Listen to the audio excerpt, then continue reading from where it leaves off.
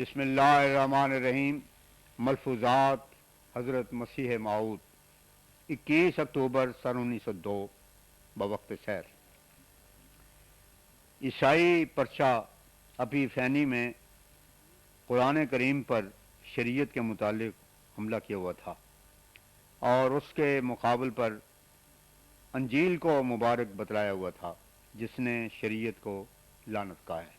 اس پر حضرت اقدس نے فرمایا، جب ان میں شریعت کوئی نہیں ہے تو اگر ان کو کہا جائے کہ نجاست کھاؤ تو کھا سکتے ہیں اور ماں کے ساتھ زنا کریں تو کر سکتے ہیں، پھر تعجب ہے کہ یہ لوگ کپڑا کیوں پہنتے ہیں؟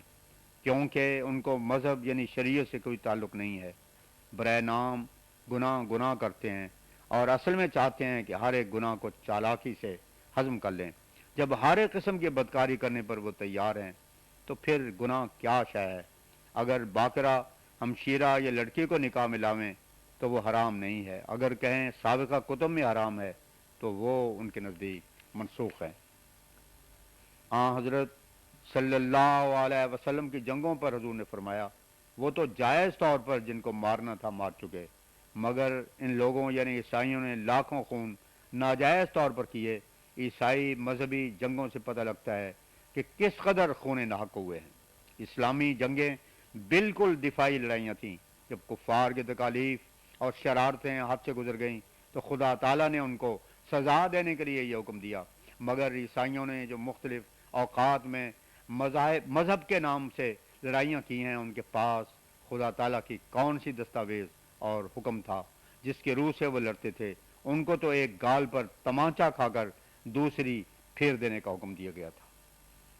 فرمائے انسان کا خلق اس کی فتح اور کامیابی کے متعلق ہوتا ہے کہ جو کچھ صبر وغیرہ اخلاق فاضلہ مصیبت اور بلا کے وقت دکھلاتا ہے وہی فتح اور اقبال کے وقت دکھلاوے۔ رسول اللہ صلی اللہ علیہ وسلم کو دونوں قسم کے وقتوں پر اخلاق دکھانے کا موقع ملا۔ جو خلق عظیم تنگی اور بلا کے وقت آپ نے مکے میں دکھلائے تھے وہی آپ نے بادشاہوں کا دکھلایا۔ حضرت مسیح کا کوئی شعبہ خلق کا دکھلاؤ، وہ تو اس سے بالکل فارغ ہیں۔ بلا ثبوت تو جوگی بھی مدعی ہو سکتے ہیں کہ ہم نے نفس کو مارا ہوا ہے۔ ستر بی بی از بے چادری، مسیح نے تو حضرت امام حسین علیہ السلام جتنا حوصلہ بھی نہ دکھلایا، کیونکہ ان کو مفر کی گنجائش تھی، اگر چاہتے تو جا سکتے تھے، مگر جگہ سے نہ ہلے اور سینہ سپر ہو کر جان دی، اور مسیح کو تو مفر ہی کوئی نہیں تھا، یہودیوں کے قید میں تھے، حوصلہ کیا دکھلاتے؟ 22 اکتوبر سن 1902 بوقت سیر۔ حضرت اقدس حسب معمول سیر کے لیے تشریف لائے اور مشرقی جانب آپ نے چلنے کا حکم دیا اور فرمایا، اس طرف جنگل ہے، ادھر ہی چلیے، جنگل میں نکل جاتے ہیں۔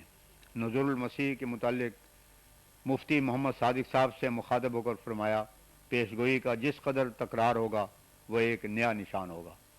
خدا کا عمیق علم اس سے ثابت ہوتا ہے کہ جن باتوں کا وجود بھی نہیں ہوتا ان کی قبل از وقت خبر دے دیتا ہے۔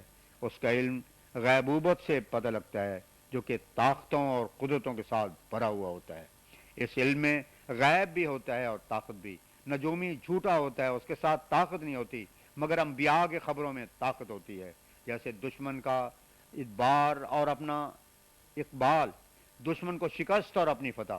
جو اسے نجومی کے ساتھ ملاتے ہیں وہ دھوکہ کھاتے ہیں، کیونکہ اس میں صراحت ہوتی ہے کہ وہ نبی ایسا وجود ہے کہ دشمن کو پامال کرنا چاہتا ہے۔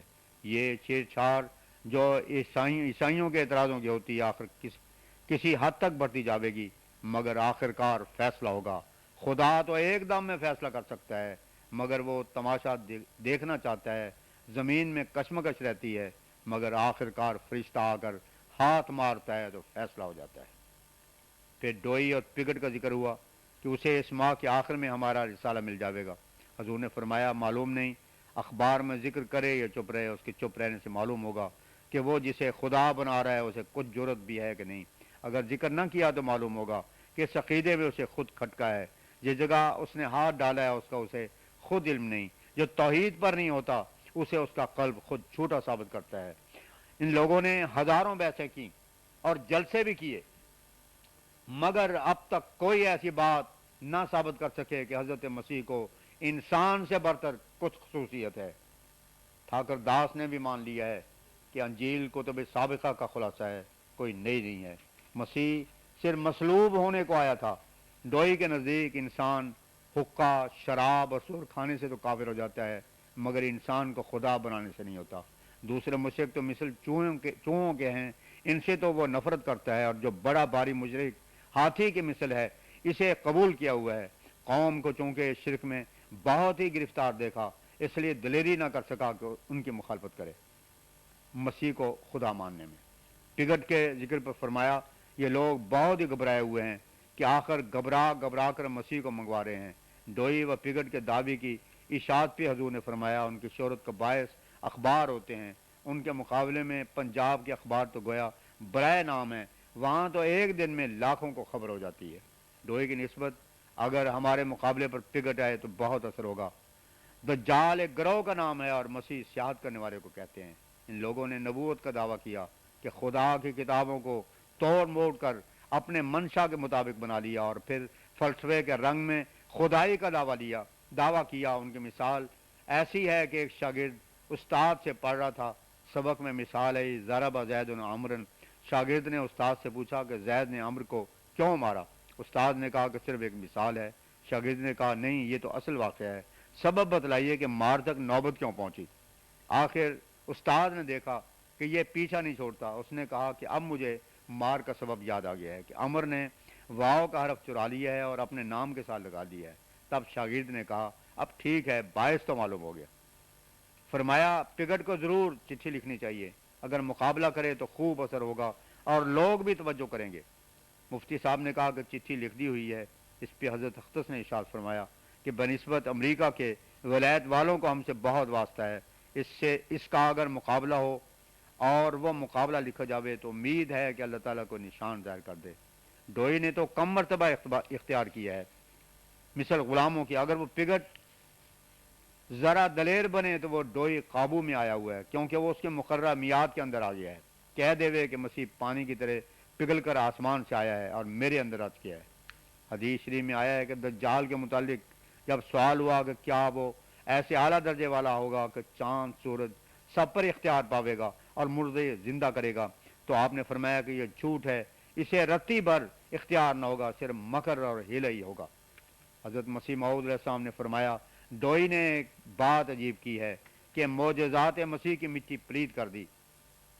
سلب امراض کے معجزے ہی مسیح کی نسبت ان کے ہاتھ میں تھے، ویسے ہی ڈوئی بھی کرتا ہے، اور جب کوئی اعتراض کرے کہ تمہاری لڑکی اچھی نہ ہوئی تو جواب دیتا ہے کہ مسیح سے بھی فلاں مریض اچھا نہ ہوا۔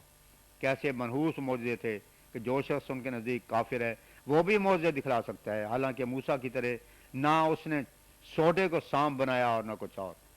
بس یہی استدلال کافی ہے کہ زہ خدائی کے ایک کافر نے بھی وہی بات کر کے دکھا دی۔ سلب امراض کوئی شے نہیں ہے، یہودی بھی کر سکتے ہیں، اور فاسق فاجر جو خدا کے راہ سے غافل ہیں وہ بھی کر سکتے ہیں۔ ڈوئی سے پوچھا جاوے کہ مسیح کے معجزات تو وہی ہے جو تو کر رہا ہے اور تو ان لوگوں کے نزدیک کافر ہے، اب بتلا کہ مسیح کے وہ معجزات کون سے ہیں جو اس کی خدائی پر دلیل ہے۔ ہاں، حضرت صلی اللہ علیہ وسلم کے زمانے میں ایرانی لوگ مشرک تھے، اور قیصر روم جو کہ عیسائی تھا در حقیقت معاہد تھا اور مسیح کو ابن اللہ نہیں مانتا تھا، اور جب اس کے سامنے مسیح کا وہ ذکر جو قرآن میں درجہ پیش کیا گیا تو اس نے کہا میرے نزدیک مسیح کا درجہ اس سے ذرا بھی زیادہ نہیں جو قرآن نے بتلایا ہے۔ حدیث میں بھی اس کی گواہی بخاری میں موجود ہے کہ میں گواہی دیتا ہوں کہ یہ وہی کلام ہے جو کہ تورات میں ہے، اور اس کی حیثیت نبوت سے بڑھ کر نہیں ہے۔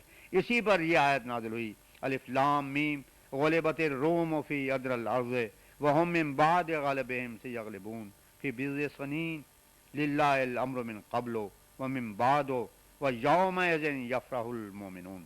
سورہ روم آیت 2 تا 5، یعنی روم اب مغلوب ہو گیا ہے مگر تھوڑے عرصے میں، یعنی 9 سال میں پھر غالب ہوگا۔